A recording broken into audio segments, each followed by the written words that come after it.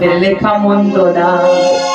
তোমার ছন্দে ছন্দে বন্ধু আমার করছে রূপের বর্ণনা।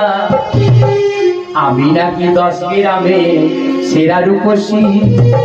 ওমা, আপনাদের চোখে আমি যদি খারাপ হই, কিন্তু একজনের চোখে তো আমি ভালো হবই, যে আমায় ভালোবাসে।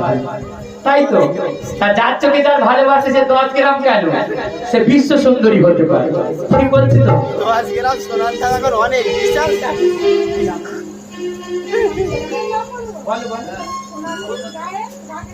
সোনালী গায়ে না রাকেশ গায়ে নামে মামার 50 টাকা দিতে জোজুর গায়ে হাততালি হয়ে যাবে। ওমা, তাই যার চোখে যার যাকে সুন্দরী লাগে সে হয় কি হয় বিশ্ব সুন্দরী। তাই তো 10 গ্রামের কেন।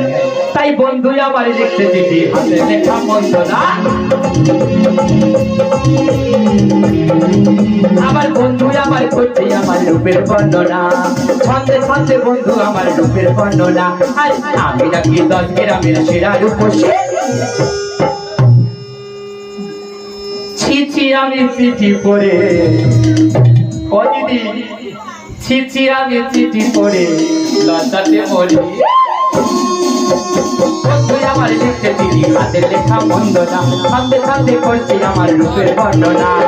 আমি নাকি 10 গ্রামের সেরা রূপসী। ছি ছি আমি চিঠি পড়ে লজ্জাতে মরি। ছি ছি আমি চিঠি পড়ে লজ্জাতে মরি।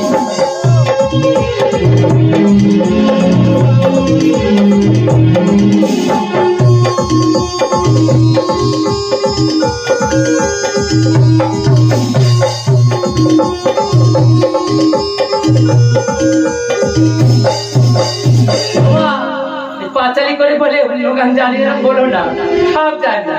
গায়না লজ্জায় কেন বলুন তো? আমি মায়ের নাম করতে এসেছি, যদি আউট গান গাই লোকে কি আমার ভালো বলবে? তাই হোক, এই টাকাটা কে দিয়েছে? হ্যাঁ, ওই দিশায় আবার দেখতে দিদি লেখা মন্দ না। তোমার ছন্দে ছন্দে করছে আমার রূপের বর্ণনা। আমি নাকি তার চোখে ওই সেরা রূপসী। আমি নাকি তার চোখে ওই সেরা রূপসী। চিঠি আমি চিঠি পড়ে লজ্জাতে মরি। চিঠি আমি ফোন করে ওই লজ্জাতে মরি।